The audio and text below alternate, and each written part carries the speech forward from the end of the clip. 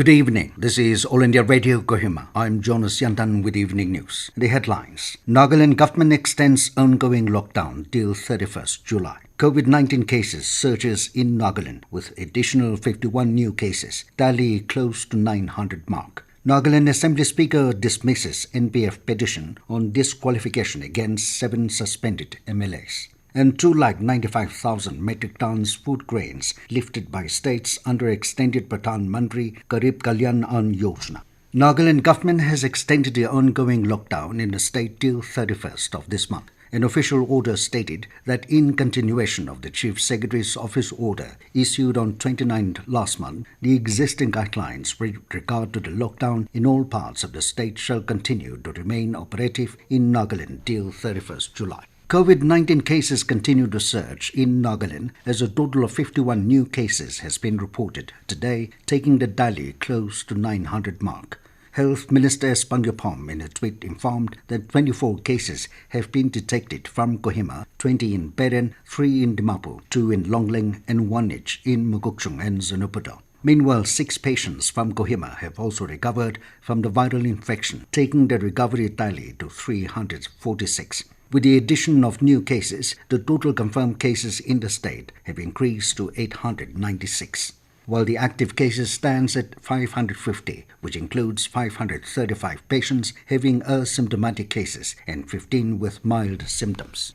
In view of the detection of COVID-19 positive case at quarantine center in 11 IRP camp, Aboi, Andamon district yesterday, Deputy Commissioner Mon Tavasilanke has imposed Section 144 CRPC prohibiting movement of public within 100-meter radius of the containment zone at 11 IRP Aboi camp with immediate effect. The DC said the restriction will remain in force till further orders. It said anyone violating the order will be liable for punishment under Section 188 of the Indian Penal Code.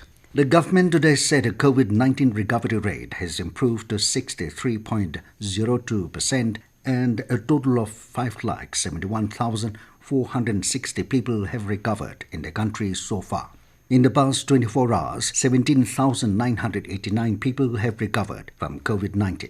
Presently, the total number of active cases is 3,11,565. The Health and Family Welfare Ministry said a total of 28,498 new cases of COVID-19 have been reported in the country in the last 24 hours, taking the total number of cases to 9,06,752. In terms of recovery rate, top 5 states and union territories are Ladakh, Delhi, Uttarakhand, Chhattisgarh and Haryana, wherein the recovery rate is above 75%. When it comes to the number of people recovered from COVID-19, Maharashtra stands at top position, followed by Tamil Nadu and Delhi. There are 20 states and union territories that have better recovery rate than the national average of 63.02%. The least recovery rate is reported from Meghalaya, followed by Arunachal Pradesh and Karnataka. The Union Health Ministry has pushed for an increased expenditure on public health. In a meeting with the 15th Finance Commission, the Union Health Minister Dr. Harsh Vardhan has highlighted that the government aims at gradually increasing the public health expenditure to 2.5% of the GDP by the year 2025. The minister asserted that the outlay for primary health expenditure will also be made nearly 2/3 of the total public health expenditure in the country. Reiterating the government's target of the National Health Policy 2017, Dr. Vardhan emphasized on the importance of increasing the state's health sector spending to nearly 8% of their total budget.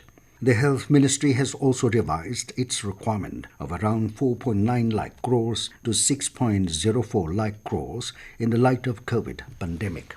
The World Health Organization has warned that a pandemic is worsening globally and that there will be no return to the old normal for the foreseeable future. Director General of World Health Organization Tedros Adhanom Ghebreyesus said the virus spread is worsening in many countries. He called for countries to come up with comprehensive strategies to deal with the pandemic and noted that roughly half of all new cases are in the Americas. His remarks came a day after Florida shattered record among U.S. states for the largest single-day increase in new confirmed cases with more than 15,000. This news comes to you from All India Radio, Kohima. Nagaland Assembly Speaker Sharingin Longkama today dismissed a petition of Naga People's Front (NPF) on disqualification against its 7 suspended MLAs. The disqualification petition was filed against 6 NPF MLAs: E. Bantiang, Ishak Konyak, Kechong Chang, P.S. Nganglang Pom, Doyang Chang, and Tongwang Konyak, and C.L. John for willfully defying the party's collective decision to support a Congress candidate in the 2019 Lok Sabha polls.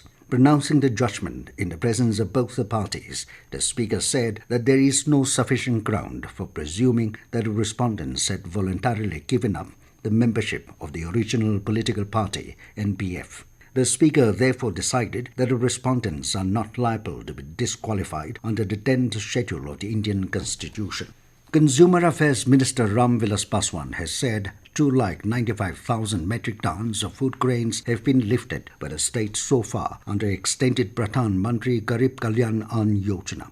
This is out of the 203 lakh metric tons of food grains which was allocated under the scheme to the states for 5 months from July to November. Paswan in a tweet said, since July 1, 13.69 lakh metric tons of food grains have been loaded and dispatched to the states so far through 489 rail racks.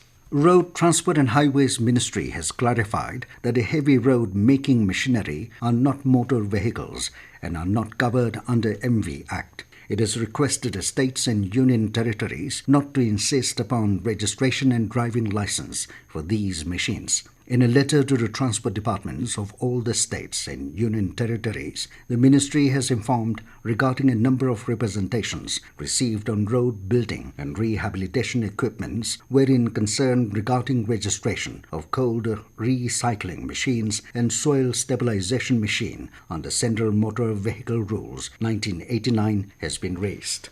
Sports Minister Kiren Rijiju today interacted with youth affairs and sports ministers and senior officials of 17 states and union territories over video conference to plan a collaborative roadmap to further sports and youth-related activities across the country. During the meeting, the activities undertaken during COVID-19 were also reviewed.